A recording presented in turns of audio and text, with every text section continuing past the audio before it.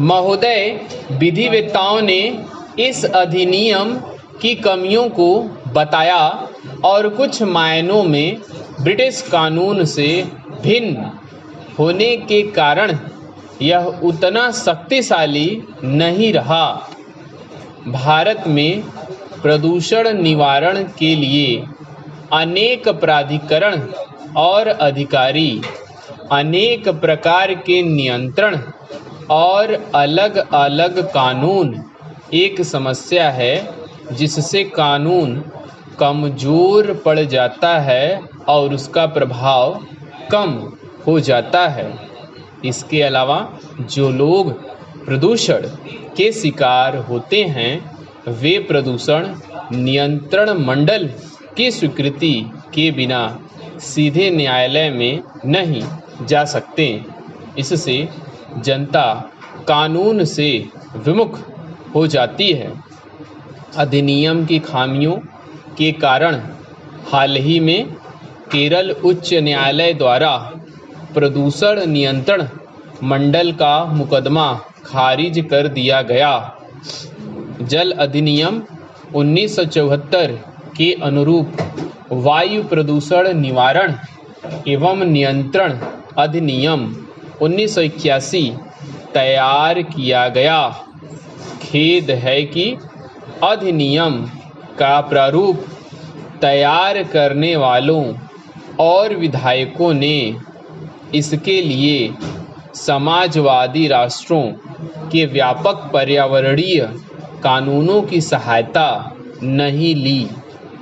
यह बड़े हर्ष का विषय है कि वर्तमान कानूनों की कमियों को देखते हुए संसद द्वारा पर्यावरण अधिनियम 1986 का 29वां अधिनियम पारित किया गया।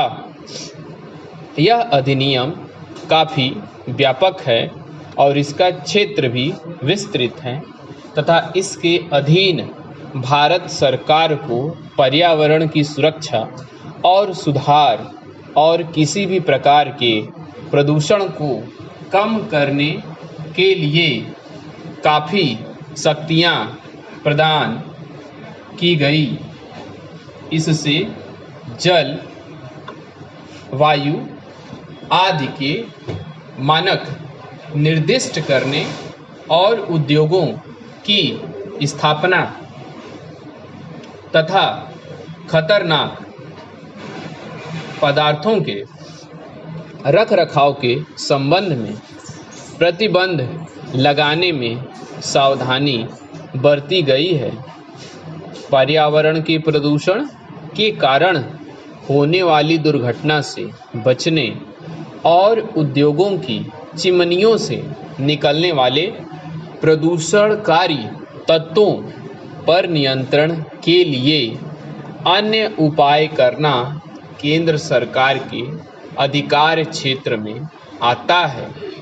इसके अधीन पर्यावरणीय प्रयोगशालाएं स्थापित की जा सकती हैं और विश्लेषक नियुक्त किए जा सकते हैं। दोषी निगमित क्षेत्र और सरकार के विभागों को भी दंड दिया जा सकता है।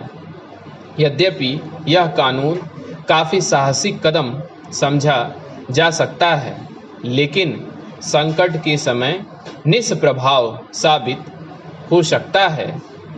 इस नए कानूनों में भयंकर दोष रह गए हैं। आश्चर्य है कि ध्वनि प्रदूषण जैसे विषय को छोड़ दिया गया। यद्यपि केंद्रीय प्रदूषण नियंत्रण बोर्ड द्वारा हाल ही में इस संबंध में संशोधन किया गया है जिसे अभी लागू किया जाना है।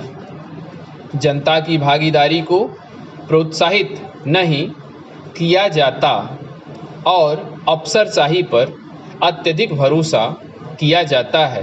कारोबार की स्वतंत्रता पर समुचित प्रबंध लगाए गए हैं और पर्यावरण सुरक्षा के कारण खतरनाक उद्योगों को नियंत्रित या मनाही की जा सकती है। रक्षा के अनुच्छेद 21 में दिए गए जीवन के अधिकार के अधीन प्रदूषक उद्योगों पर लगाए गए सारा प्रबंध वैध है।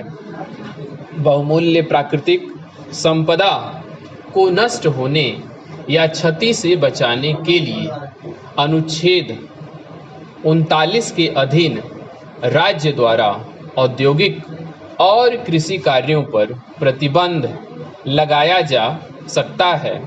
अनुच्छेद 39 ख के अधीन भौतिक संसाधनों पर नियंत्रण, ताकि उनका सामान्य हित में सर्वोत्तम उपयोग किया जा सके।